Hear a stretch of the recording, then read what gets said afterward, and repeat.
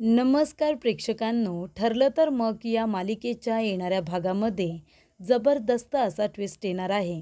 तर प्रेक्षकांनो, इथे रविराज काकांना सायलीच्या उपकारांची जाणीव होताच रविराज काकांनी सायलीची माफी मागत केला तिचा पुन्हा एकदा मुलगी म्हणून स्वीकार. आणि त्याचबरोबर इथे मैपतने लेडीज कॉन्स्टेबलला जे काही पैसे दिलेले असतात त्याचा व्हिडिओ अर्जुनच्या हाती लागताच अर्जुनने कोर्टामध्ये वाजवला महिपत आणि साक्षीचा बँड. तर प्रेक्षकांनो, येणाऱ्या भागामध्ये असे जबरदस्त खुलासे होणार आहेत. कशा पद्धतीने या गोष्टी घडत जाणार आहेत आपण सविस्तरपणे बघूया. तर प्रेक्षकांनो, आपण बघितलं इथे जेव्हापासून अर्जुन आणि सायलीचं कॉन्ट्रॅक्ट मॅरेज झालंय ही गोष्ट प्रियाने सुभेदार आणि किल्लेदार या दोन्ही कुटुंबाच्या समोर आणलेली असते, तेव्हापासून इथे कुटुंबामध्ये एक दरी निर्माण झालेली असते. ज्या वेळेला सुभेदारांना कळतं की सायली आणि अर्जुनचं हे कॉन्ट्रॅक्ट मॅरेज होतं 1 वर्षासाठीचं, त्यानंतर त्या सगळ्यांचं वागणं हे सायली आणि अर्जुनच्या प्रती खूपच जास्त बदलून गेलेलं असतं. सगळेजण अर्जुन सायलीचा राग करायला लागलेले असतात आणि त्यामुळे इथे कल्पना सायलीचा हात पकडून तिला घरातून हकलून सुद्धा देते आणि मग सगळेजण इथे प्रिया आणि अर्जुनच्या लग्नाचा विचार करतात.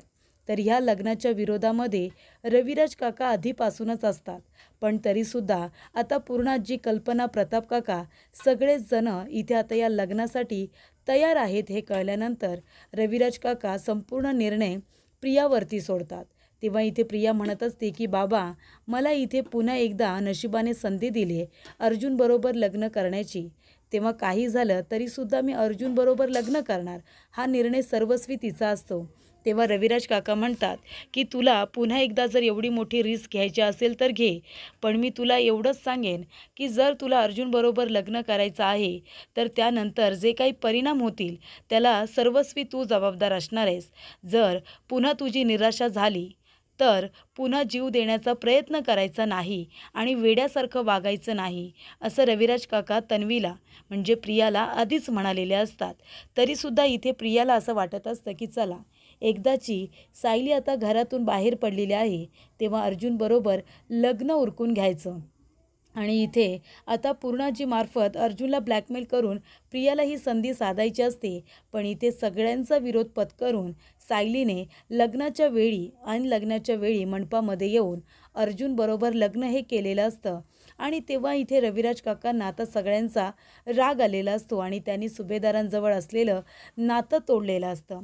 पण प्रेक्षकांनो, आता कुठेतरी इथे पूर्णाजी रविराज काकांना त्याचबरोबर प्रतिमाला मिस करत असते. प्रतिमा आता तशाही वरचेवर येत असतात, पण रविराज काका सगळ्यांवरती रागवलेले असतात आणि सायलीला आता कुठेतरी ही जी काही सुभेदार किल्लेदार यांच्यामध्ये एक दरी निर्माण झालेली असते ती भरून काढायची असते. तिला असं वाटत असतं की नकळतपणे का होईना पण माझी चुकी आहे. म्हणजे इथे आता प्रिया किती वाईट मुलगी आहे, तिने या गोष्टी कशा पद्धतीने घडून आणल्या याच्यामध्ये सर्वस्वी चुकी जरी प्रियाची असली तरीसुद्धा ती किती वाईट आहे हे अजून कुणालाच माहिती नाही आहे. सगळ्यांना ती चांगलीच वाटते आणि मी चुकीची वाटते. आणि जर माझ्यामुळे हे 2 कुटुंब एकमेकांपासून वेगळे झाले असतील तर ही माझी जबाबदारी आहे की पूर्वीप्रमाणे पुन्हा इथे किल्लेदार आणि सुभेदार हे एकत्र आले पाहिजे. पूर्णाजींसाठी रविराज काका किती महत्त्वाचे आहेत हे बरोबर सायलीला माहिती असतं आणि त्यामुळे इथे सायलीच्या डोक्यात एक विचार येतो की जर आपण आता पुन्हा एकदा असं काहीतरी केलं ज्याने इथे रविराज काका आणि त्याचबरोबर पूर्णाजी यांच्यामध्ये जे काही अंतर निर्माण झालेलं आहे ते अंतर दूर होईल आणि त्यांचा पुन्हा एकदा एकोपा येईल, यासाठी मला प्रयत्न केले पाहिजे असं आता सायलीला वाटतं. त्याच्यामुळे इथे सायलीला असं वाटत असतं की आता रामनवमी येणार आहे आणि रामनवमी म्हटल्यानंतर सगळेजण इथे उत्साहामध्ये हा उत्सव साजरा करतात, जल्लोषामध्ये. त्याच्यामुळे इथे सायली म्हणते की आता मलाच काहीतरी करावं लागेल. रामनवमी येते, त्या निमित्ताने सगळेजण इथे राग, रुसवा, क्लेश विसरून एकत्र आले पाहिजे. आणि म्हणूनच इथे सायली म्हणते की आता रामनवमीचा उत्सव हा सुभेदारांच्या इथे सुद्धा साजरा केला जातो, अगदी छान पद्धतीने साजरा केला जाईल, पण त्याच्यामध्ये रविराज काका येणार नाहीत आणि कुठेतरी त्यांची पोकळी ही निर्माण झालेलीच आहे सगळ्यांच्या मनामध्ये. तेव्हा जर रविराज काकासुद्धा रामनवमीच्या उत्सवामध्ये जर इथे आता हजर झाले तर सगळ्यांनाच खूप जास्त आनंद होईल. तेव्हा सायली म्हणते, असं काय करू की सुभेदार आणि किल्लेदार हे पुन्हा एकदा एकत्र आले पाहिजे, आमने-सामने आले पाहिजे. तेव्हा ती म्हणते की रामनवमी येते आणि याच्यापेक्षा आता छान दिवस नाही आहे 2 कुटुंबामधले अंतर कमी करण्याचा. तेव्हा इथे सायली आता एक आयडिया करते आणि प्रतिमा आत्याला फोन करते. प्रतिमा आत्याला फोन केल्यानंतर सायली म्हणत असते, की "प्रतिमा आत्या, माझं तुमच्याकडे एक महत्त्वाचं काम आहे." तेव्हा प्रतिमा म्हणते, "सायली बोल ना." तेव्हा इकडे आता सायली म्हणत असते, की "प्रतिमा आत्या, तुम्ही आणि तन्वी दोघीजणी सुभेदारांच्या घरी येऊ शकता. पण रविराज काकांनी ही गोष्ट खूपच जास्त मनाला लावून घेतलेली आहे. तेव्हा तुम्ही माझ्यासाठी एक काम कराल का?" तेव्हा प्रतिमा म्हणते, "बोल ना, मी तुझ्यासाठी वाटेल ते करेन." तेव्हा सायली म्हणते, की "आता रामनवमी येते ना, त्या उत्सवाची तयारी तुम्ही तुमच्याकडे कराल का? आणि त्या उत्सवामध्ये तुम्ही संपूर्ण सुभेदारांना आमंत्रित करा. आणि आता तुमच्याकडे रामनवमीचा उत्सव केला जातोय म्हणजे रविराज काका रागवणार सुद्धा नाहीत आणि मग सगळे सुभेदार तिकडे येतील आणि त्यांच्याबरोबर रविराज काकासुद्धा इथे रामनवमीचा उत्सव साजरा करतील." तेव्हा इकडे प्रतिमा म्हणते, "ही तर खूप छान आयडिया आहे. मी तुझ्यासाठी हे करायला तयार आहे." तेव्हा इथे आता सायलीने सांगितल्याप्रमाणे इथे आता प्रतिमा कल्पनाला फोन करते. कल्पनाला फोन केल्यानंतर इथे कल्पना म्हणत असते, "प्रतिमा, अगं आम्ही आता तुझीच आठवण काढली होती. तुलाच आम्ही फोन करणार होतो." तेव्हा प्रतिमा म्हणते, "अगं मी सुद्धा तुम्हाला आमंत्रण देण्यासाठी फोन केलाय." तेव्हा कल्पना म्हणते, "कसलं आमंत्रण?" तेव्हा प्रतिमा म्हणत असते, "अगं आम्ही आमच्या इथे रामनवमीचा उत्सव साजरा करतोय ना, या वेळेला रामनवमी इथे करायची म्हणते. तेव्हा तुम्ही सगळे सुभेदार आता इथे उत्सवामध्ये सगळ्यांनी इथे आता हजर व्हायचं आहे." तेव्हा इथे कल्पनाला प्रश्न पडतो, की सुभेदारांच्या घरी रामनवमी दरवर्षीप्रमाणे साजरी होणार होती, पण आता इथे प्रतिमाने आमंत्रण दिले म्हटल्यानंतर आता काय करायचं? तेव्हा इकडे आता कल्पनासुद्धा प्रतिमाला रामनवमीच्या उत्सवासाठीचं आमंत्रण देण्यासाठीच फोन करणार असते. तेवढ्यातच इथे कल्पना जाते आणि पूर्णाजीला म्हणते, की प्रतिमाने आपल्याला आता सगळ्यांना आमंत्रण केलंय. मग आता काय करायचं पूर्णाजी? तेव्हा इथे पूर्णाजी म्हणत असते, की "कल्पना, अगं मला तर वाटतंय की आपण सगळ्यांनी आता तिकडे जायला हवं. तसेही आपल्या इथे आता रामनवमी साजरी केली तरीसुद्धा रविराज काही येणार नाही.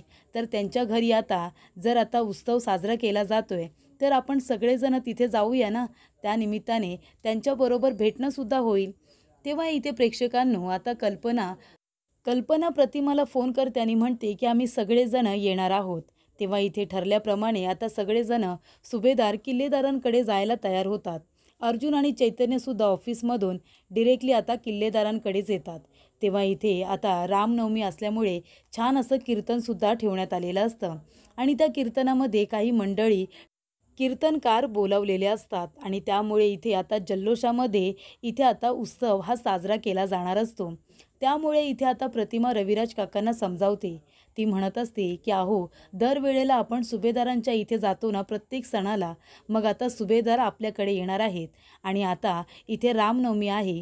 तुम्हीसुद्धा या उत्सवामध्ये भाग घ्यायचा हां. ते लोकं येतील म्हणून तुम्ही रूममध्ये बसून राहू नका किंवा कामानिमित्त कुठेतरी बाहेर जाऊ नका. माझ्या आनंदासाठी थांबाल ना?"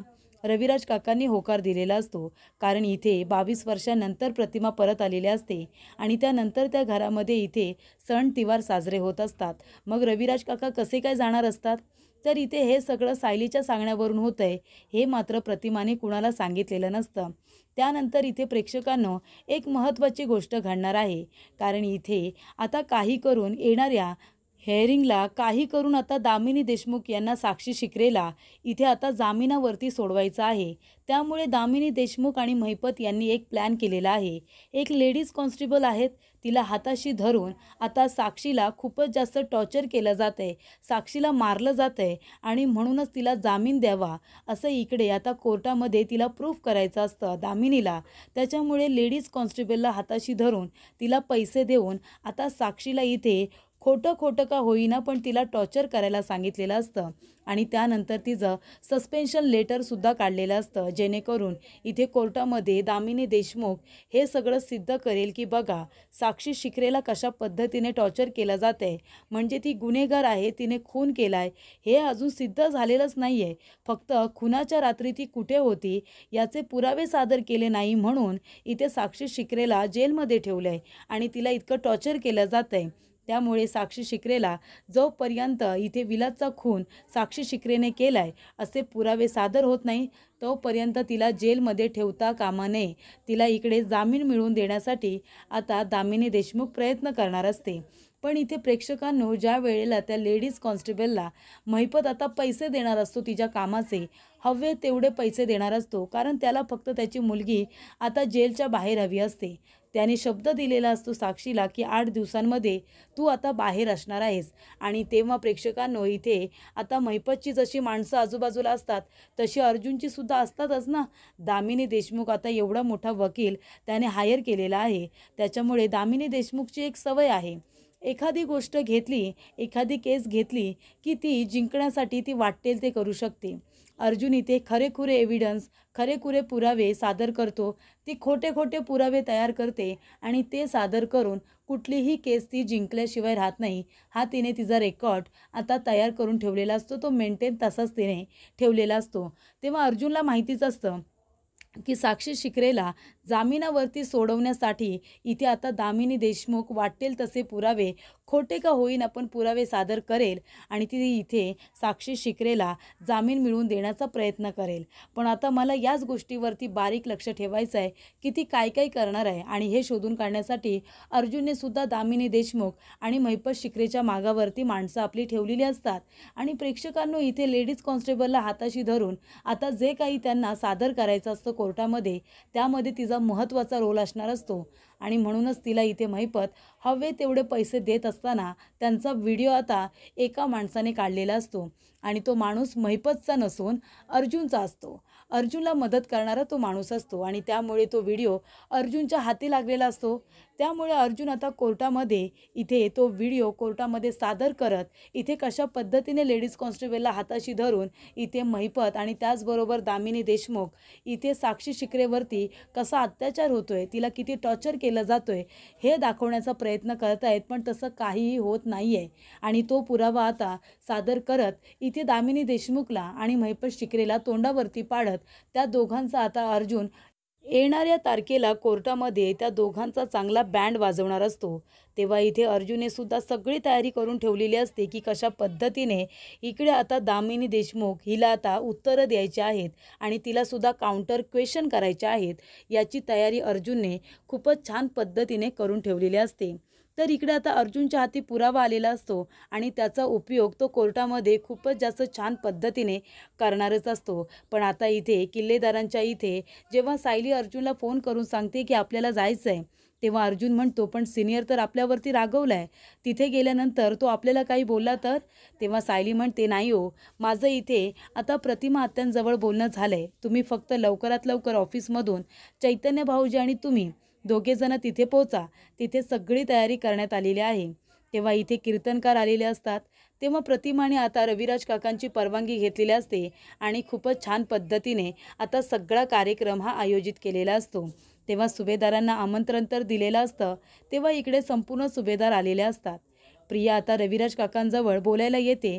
तेव्हा रविराज काका तिला सांगतात की हा कार्यक्रम मी माझ्या बायकोसाठी आयोजित केला आहे, तिला मी परवानगी दिली आहे तिच्या आनंदासाठी, तू माझ्याशी अजिबात बोलायला यायचं नाही. त्यानंतर इथे आता सगळेजण जमलेले असतात आणि कीर्तनाला सुरुवात होते. तेव्हा इथे रामनवमी असल्यामुळे आता रामाबद्दलची माहिती सांगत असताना कीर्तनकार म्हणत असतात की रामाने आपलं घर सोडलं आणि ते वनवासात गेले. कशासाठी? आपल्या कुटुंबातला एकोपा, आपल्या कुटुंबातला जिव्हाळा आणि प्रेमळपणा कायम टिकून राहण्यासाठी इथे आता रामाने घर सोडून वनवासामध्ये जाण्याचा निर्णय घेतला होता. तेव्हा इकडे आता सायलीच्या डोळ्यात पाणी येतं. सायलीसुद्धा कीर्तनाबरोबर सगळ्यांबरोबर इथे गोड गळ्याने कीर्तन म्हणत असते, गाणी म्हणत असते आणि त्याचबरोबर सायली रविराज काका आणि इथे पूर्णाजीच्या समोर जाऊन उभी राहते. सायली म्हणत असते की मी सुद्धा रामासारखं माझ्या कुटुंबातली ही दरी कमी करण्यासाठी, माझ्या कुटुंबामधला हा एकोपा टिकून ठेवण्यासाठी मी सुद्धा वनवासात जायला तयार आहे. मी जर या घरामध्ये आहे आणि तुमच्यामध्ये जर हे अंतर माझ्यामुळे आलं असेल तर मी वनवासामध्ये जायला तयार आहे. पण तुम्ही दोन कुटुंब कायमचं एकत्र आलंच पाहिजे असं सायली म्हणते आणि ती लगेचच बाहेरचा रस्ता पकडते आणि सायली आता सरळ घरातून बाहेर पडत असते. तेव्हा तिला कुणीही थांब असं म्हणत नाही. अर्जुनसुद्धा तिला थांबवण्याचा प्रयत्न करत असतो. पण चैतन्याच्या लक्षात आलेलं असतं की यामागे सायली वहिनीचं नक्कीच काहीतरी धोरण आहे. तेव्हा चैतन्य अर्जुनला थांबवतो. तेव्हा इकडे आता कुणीही तिला थांब असं म्हणत नसताना रविराज काका म्हणतात की थांब सायली थांब, तू कुठेही जायचं नाही आहेस. तेव्हा इथे सायली लगेचच थांबते. तेव्हा इथे सायली रविराज काकांकडे मागे वळून बघते. रविराज काका म्हणतात की सायली मला माफ कर, तू कुठेही जायचं नाही आहेस बाळा, तुझ्यामुळे काहीही झालेलं नाही आहे. अगं तू लग्न मंडपामध्ये येऊन अर्जुनबरोबर लग्न केलंस, कारण का तर तुझं अर्जुनवरती प्रेम होतं म्हणून तुम्ही दोघेजणं सगळ्यांचा विरोध पत्करून एकत्र आलात. पण मग त्याच्यामध्ये चुकीचं काय आहे? काहीही चुकीचं केलं नाहीत तुम्ही. तर इकडे तुम्ही दोघेजणं एकमेकांवरती प्रेम करत असताना तुम्हाला वेगळं केलं जात होतं. हे या सगळ्यांचं चुकलं आणि माझंसुद्धा चुकलं. त्यावेळेला मी फक्त माझ्या मुलीचा आनंद बघितला, पण तुलासुद्धा मी मुलगी मानलं होतं ना. तुझ्या आनंदाचा मी विचारच केला नाही. तुम्ही दोघेजणं एकमेकांपासून वेगळे असताना किती दोघेजणं दुःखी होता हे अर्जुनच्या नजरेमध्ये दिसत होतं. पण त्याने पूर्णाजीसाठी या लग्नाला होकार दिला होता, पण त्याच्या मनातलं दुःख हे कुणीच समजून घेत नव्हतं. सगळेजण फक्त तन्वीचा विचार करत होते. तेव्हा रविराज काका म्हणतात की तू तुझ्या नवऱ्याबरोबरच लग्न केलंस, उलट आमचं तिथे चुकत होतं. तेव्हा इथे रविराज काका म्हणतात आज माझ्या आयुष्यामध्ये माझी बायको जी परत आली आहे ना 22 वर्षानंतर, फक्त आणि फक्त तुझ्यामुळे आले सायली. अगं तुझ्यामुळे आज मी हा रामनवमीचा उत्सव इथे साजरा करतोय. माझी बायको माझ्यापासून दूर झाल्यापासून मी एकसुद्धा सण उत्सव साजरा केलेला नाही आहे. पण आता हा घरामध्ये माझा जो काही आनंद आहे तो फक्त आणि फक्त तुझ्यामुळे आहे. तुझ्या इथे एका निर्णयामुळे माझी बायको माझ्यापर्यंत आलेली आहे. एकटी अलिबागला जाऊन माझ्या बायकोला तू घेऊन आली होतीस. त्यानंतर तिला बरं करण्यासाठी तू किती प्रयत्न केलेस हे मला माहिती नाही आहेत का? तेव्हा रविराज काका म्हणतात तेव्हा मी तुला मुलगी म्हटली होती, पण त्यानंतर मी तुझा दुस्वास केला, तुझा राग केला. माझ्या मुलीच्या प्रेमात आंधळा झालो होतो ना. आणि त्याच मुलीने काय केलं, एका बापाला अंधारामध्ये ठेवून त्याच्या प्रेमाचा गैरफायदा घेऊन तिच्या मनाला वाटलं त्या मुलाशी लग्न करून मोकळी झाली. तुम्ही दोघांनी इथे सगळ्यांचा विरोध पत्करून लग्न केलं, त्यामुळे सगळेजण तुमचा रागराग करतायत. पण त्याच लोकांनी तू खोटं बोललीस म्हणून तुला शिक्षा दिली, तुला घरातून बाहेर काढलं. पण त्या सगळ्यांनी मिळून मला फसवलं त्याचं काय? मला अंधारात ठेवून एका बापाच्या मुलीचं लग्न एका मुलाबरोबर लावून मोकळे झाले. मी येईपर्यंत माझी मुलगी ही लग्न करून दुसऱ्या घरी निघूनसुद्धा गेली होती. तेव्हा इथल्या एकासुद्धा माणसाने माझ्या मनाचा विचार केला नाही. मग जर माझी मुलगी मला काहीही न विचारता तिला वाटेल त्या मुलाबरोबर लग्न करून जर मोकळी होऊ शकते, तर तू तर तुझ्या नवऱ्याबरोबर लग्न केलेस. मग तिथे आम्हाला राग येण्याचं कारणच काय?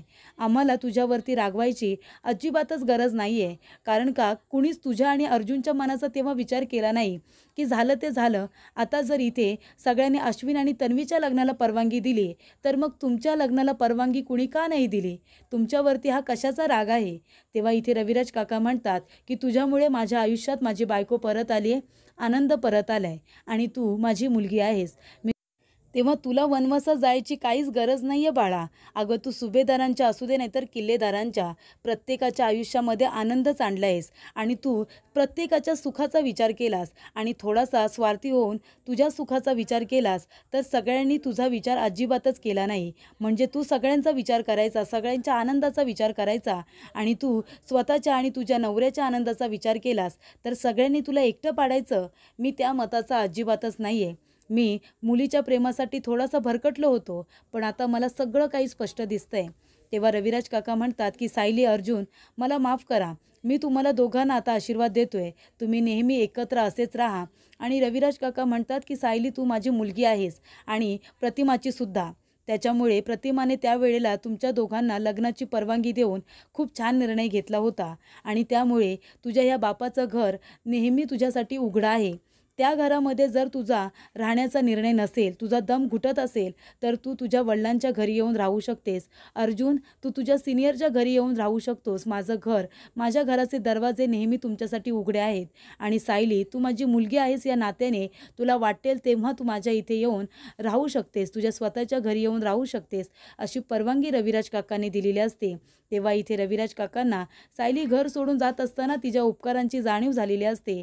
त्यांच्या आयुष्यात आता जो काही आनंद आलेला असतो, फक्त आणि फक्त सायलीमुळे आलेला असतो. हे सुभेदार जरी विसरले असले तरीसुद्धा रविराज काका आणि प्रतिमा विसरलेले नसतात. त्यांना त्याचा विसर पडलेला नसतो. आणि म्हणूनच इथे रविराज काका सायलीचे हात जोडून माफी मागतात आणि तिचा पुन्हा एकदा मुलगी म्हणून स्वीकार करतात. आणि अर्जुन सायलीला इथे प्रेमाने आशीर्वाद देतात आणि कधीही घरी यायचं, हे घर तुझं आहे, अशी परवानगी रविराज काकांनी सायली आणि अर्जुन यांना दिलेली असते. तेव्हा इथे अर्जुन खूप खुश होतो आणि सायलीसुद्धा. त्यानंतर इथे प्रेक्षकांनो, आता रविराज काका प्रियाबरोबरचे सगळे नाते तोडून सायलीला आता मुलीचा अधिकार दिलेला असतो. त्यामुळे इथे प्रियाचा चांगला पचका झालेला असतो. सगळे सुभेदार आता रविराज काकांचा निर्णय ऐकून तोंडावरती पडलेले असतात. पण रविराज काकांनी आता त्यांना उपकाराची जाणीव होताच सायलीला माफ करत मुलीचा अधिकार दिलेला असतो.